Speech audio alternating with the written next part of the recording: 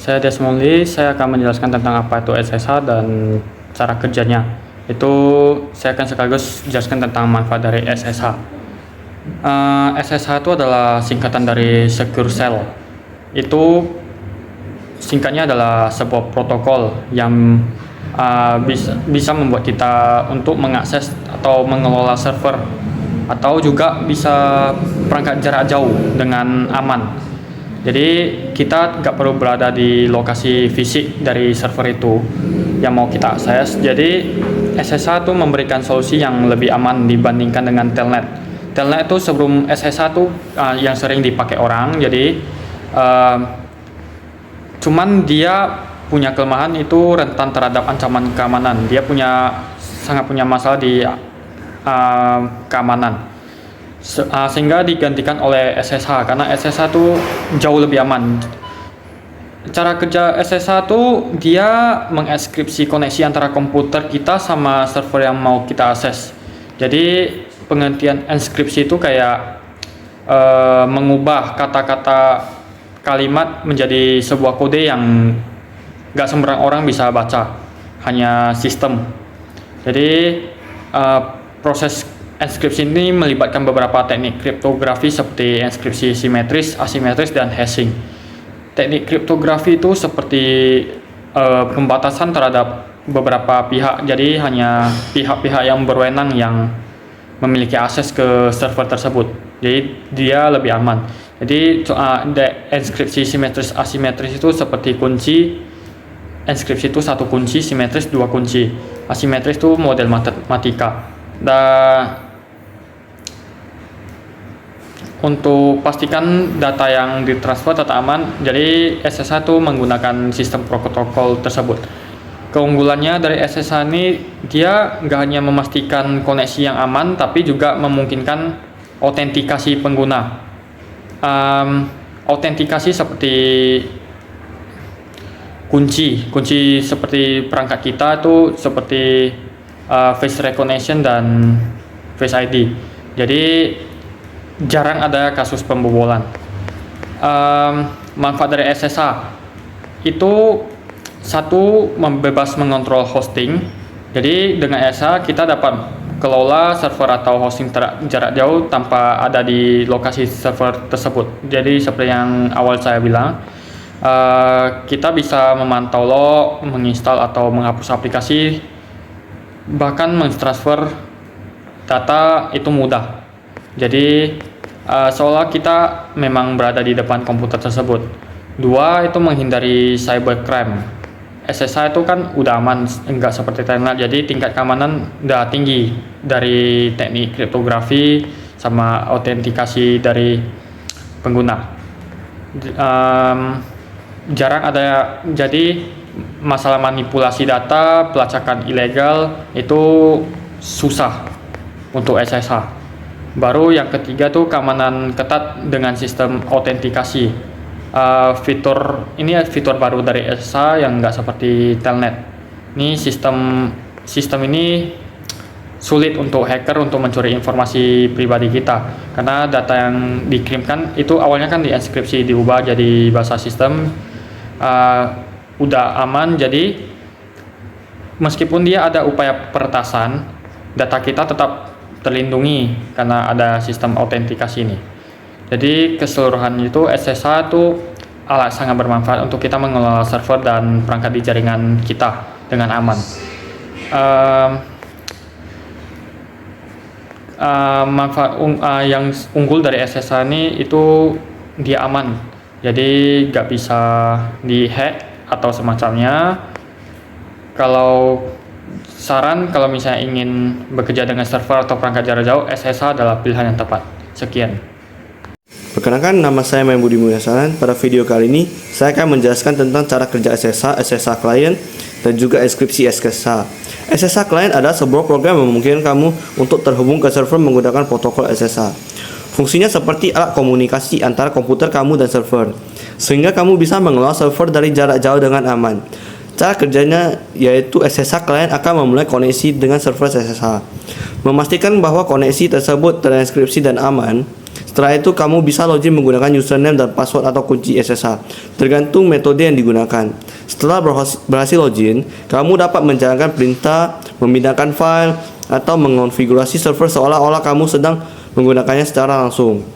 Contoh aplikasi yang sering digunakan sebagai SSH client adalah PuTTY, Terminus, dan OpenSSH. Jadi intinya SSH client adalah alat yang membuat kamu bisa mengontrol server tanpa perlu berada di tempat server itu berada, dengan keamanan yang terjamin. Kemudian ada enkripsi SSH. Enkripsi SSH adalah proses mengamankan data yang dikirim antara komputer dan server menggunakan algoritma enkripsi. Tujuannya adalah untuk memastikan bahwa informasi yang dikirim tidak bisa dibaca atau dimodifikasi oleh pihak yang tidak berwenang. Ada 3 teknologi utama yang digunakan dalam SSH untuk memastikan enkripsi dan keamanan koneksi. Adalah yang pertama, yaitu ada enkripsi simetris atau symmetric encryption.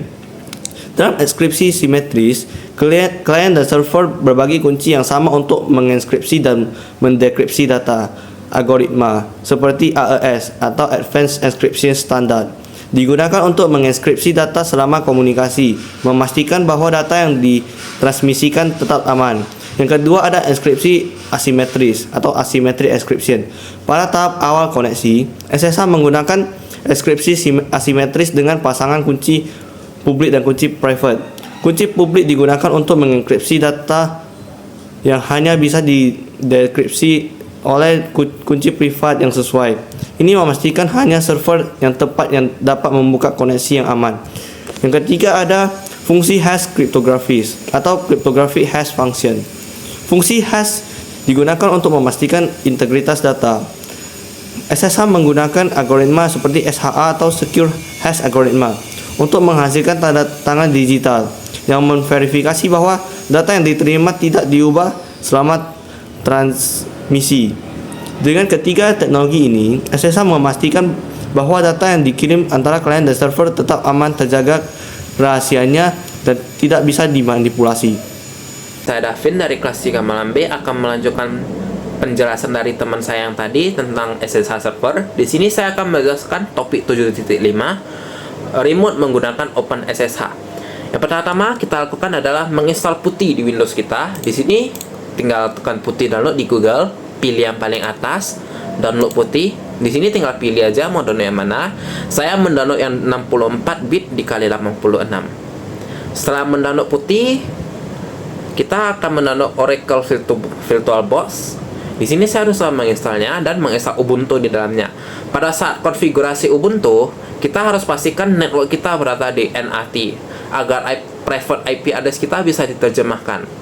Setelah download, kita tinggal login seperti biasa. Setelah login, kita harus login sebagai root lagi, bisa menggunakan komen sudo spasi su. Setelah masuk ke root, setelah itu nanti kita harus masukkan password lagi. Password yang seperti tadi aja pas login. Setelah masuk root Ubuntu dap. Di sini saya sudah login sebagai root.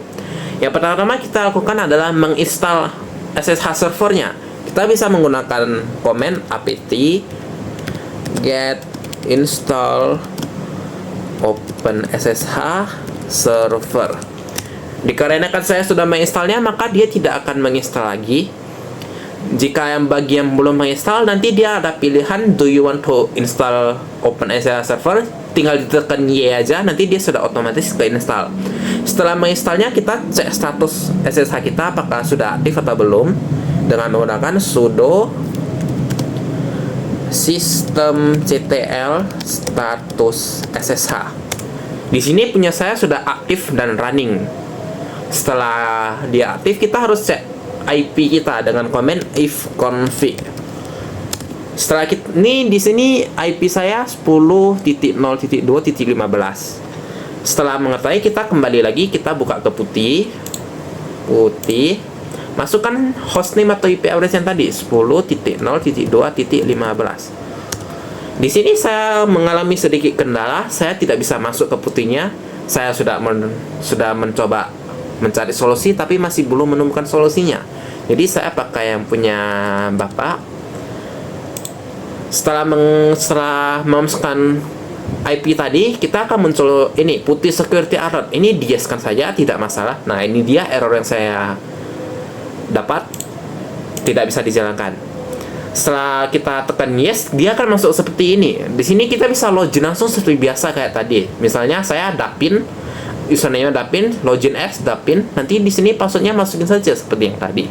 Dan kita sudah menginstal, dan kita bisa mengakses server SSH kita tanpa membuka Oracle VirtualBox dan Ubuntu lagi. Kita bisa melalui putih saja. Jika teman-teman mengalami masalah seperti ini, saya mengalami beberapa masalah di mana status SSH saya masih inaktif atau dead. Kita bisa menggunakan sudo systemctl start SSH. Di situ dia akan mengaktifkan SSH server kita, dan kita bisa mengeceknya dengan sudo systemctl status SSH lagi. Yang kedua, cek jika firewall kita aktif. Jika firewall Ubuntu kita aktif, kita harus menggunakan komen sudo ufw load SSH agar SSH server kita tidak diblok sama firewallnya. Dan pastikan juga firewall di Windows juga dimatikan, karena itu akan memblok SSH servernya. Sekian dari kelompok kami. Jika ada kesalahan informasi yang kami berikan, kami mohon maaf. Terima kasih.